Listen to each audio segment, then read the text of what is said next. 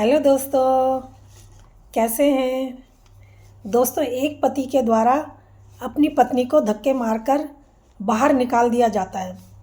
लेकिन जिस समय उसको बाहर निकाला जाता है उस समय उनके एक बेटा भी होता है। वो उस समय 2 साल का होता है। 2 साल का होता है तो उस समय उसको निकाला जाता है। लेकिन जब उस माँ को वो बच्चा मिलता है तो वो इस हाल में मिलता है 10 साल बाद कि जो पत्थर दिल इंसान हो उसका दिल भी रो पड़े।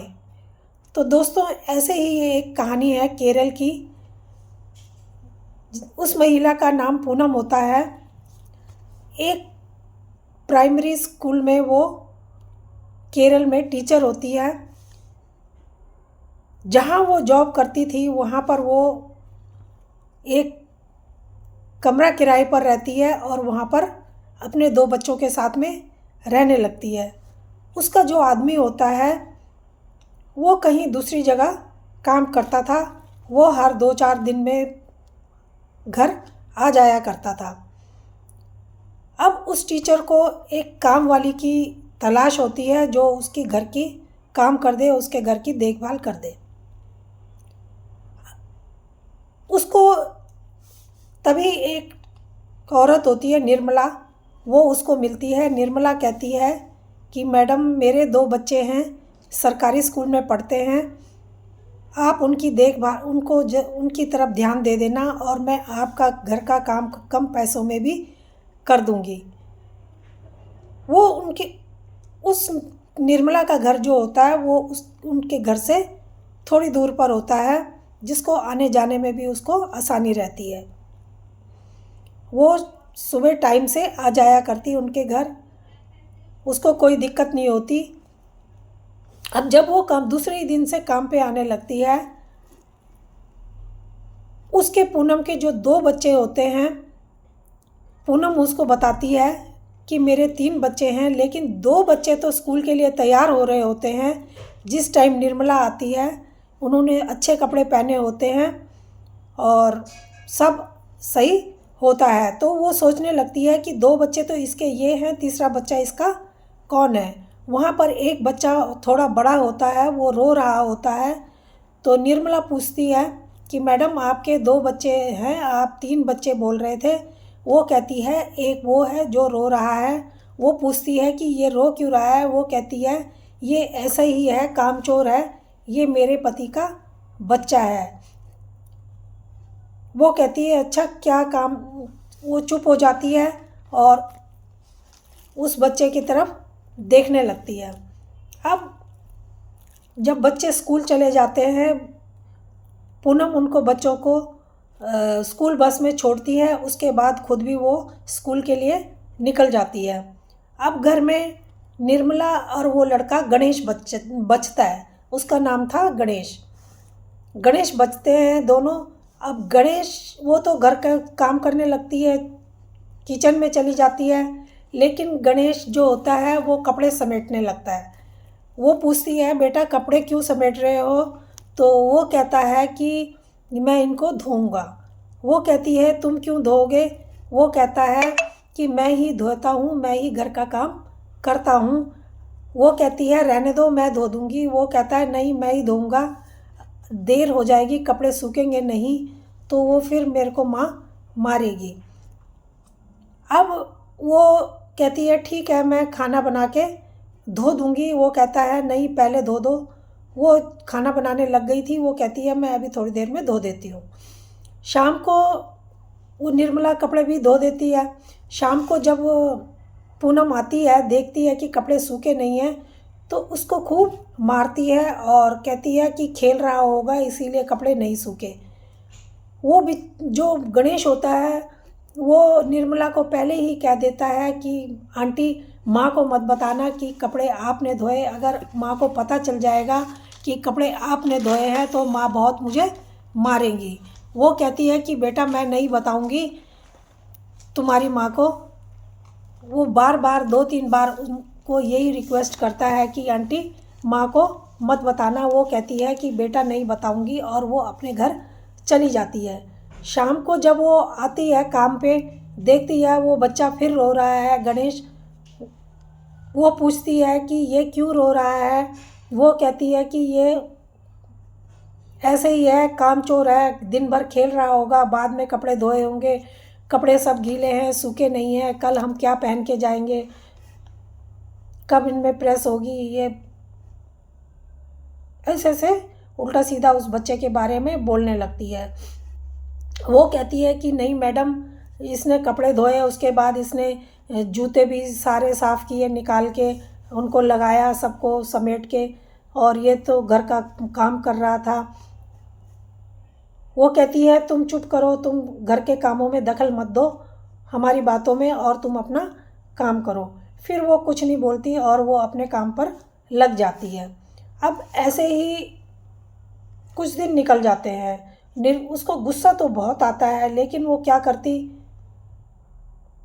कुछ बोल नहीं पाती है। अब वो एक दिन क्या होता है कि वो जब काम पर आती है तो एक आदमी अवस्थी उस घर में होता है। वो बच्चे को बहुत मार रहा था, बच्चा रो रहा था। इतने में काम पर ये आ जाती है और देखती है कि बच्चा बहुत रो रहा है। वो एकदम से देखती है कि यहाँ पर तो एक आदमी है। वो देखती है कि एक आदमी है, निर्मला, और निर्मला जो है उस आदमी को देखते ही एकदम से पहचान जाती है और उस आदमी को गाली देने लगती है, मारने लगती है, नोचने लगती है, और उस बच्चे को, गणेश को, अपने गले से, अपने सीने से लगा लेती है। वो समझ जाती है कि ये उसका ही बच्चा है।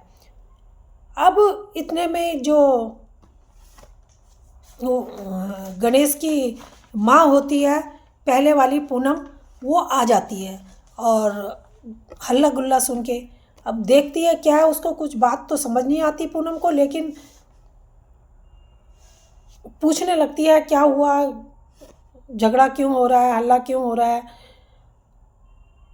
वो कहती है, उसके ऊपर भी वो झपटती है और कहती है कि मैं इतने दिनों, 15 दिन से देख रही हूँ ये बच्चा इतना परेशान है गणेश, और जब ये इतने दिनों में इतना परेशान है तो ना जाने उतने टाइम से इसके साथ क्या क्या जुल्म हुए होंगे, इसने कितनी मार खाई होगी तब से। और इतने में और ज़्यादा हल्ला गुल्ला होने लगता है तो पड़ोसी भी निकल के आ जाते हैं और वहाँ पर भीड़ लग जाती है। सब देखने लगते हैं, किसी को कुछ समझ में तो आता नहीं है, लेकिन एक आदमी होता है जो पुलिस को फ़ोन कर देता है। जब पुलिस को फ़ोन कर देता है, पुलिस वहाँ पर थोड़ी देर में पहुँच जाती है। पुलिस पहुँचती है तो पर उनका कुछ कर नहीं पाती, क्योंकि एक तो वो पढ़ा लिखा था, ऊपर से पैसे वाले भी थे, तो उनको कुछ नहीं कहती है और वहाँ से वो चली जाती है। फिर वो अपने बच्चे को लेकर के, गणेश को लेकर के अपने साथ आ जाती है। कहती है यहाँ तो इसको तुम लोग मार डालोगे, इतना काम करवाते हो इससे, इतना छोटा बच्चा है और इतना घर का काम करता है। कोई भी बच्चा घर का काम नहीं करता इतना बच्चा, और तुम लोगों ने तो इसको बहुत परेशान किया हुआ है। और वो उसको, गणेश को लेके अपने साथ अपने घर आ जाती है। जब अपने घर आती है तो वहाँ पर उसका आदमी होता है, वो सब्ज़ी बेचने वाला होता है। ऐसा होता है कि जब ये वहाँ से धक्के मार के इसको निकाल दिया जाता है तो ये अपने माँ के घर आ जाती है। तो इसकी शादी इसके माँ बाप एक सब्ज़ी बेचने वाले के साथ में कर देते हैं। जब कर देते हैं, यहाँ पर इसके 2 बच्चे हो जाते हैं और उधर अवस्थी के भी 2 बच्चे दूसरी शादी करके हो जाते हैं। अब जब ये गणेश को लेके अपने घर आती है तो उधर सब्ज़ी बेचने वाला जो होता है, वो इसका पति, वो शाम को लौट करके घर आता है और जब देखता है लड़के को तो निर्मला ने इसको पहले ही बता दिया था अपने आदमी को कि वहाँ पर एक बच्चा है और उसके साथ में बहुत बुरा सलूक किया जाता है। और उसके पति ने निर्मला को कहा कि कोई बात नहीं, तुम इसको पहले अगर ले आई होती तो आज इस बच्चे की ये बच्चा इस दशा में नहीं होता, ये भी हमारे बच्चों की तरह हमारे बच्चों के साथ में रह रहा होता और तुम्हारे साथ होता। तुमने गलती करी जो तुम इसको अपने साथ लेकर नहीं आई। अब दोस्तों, एक बहुत कम पढ़ा लिखा, बहुत सब्जी बेचने वाला गरीब इंसान, उसके दिल में भी उसको देख कर के दया आ जाती है और वो भी अच्छी सोच रखता है।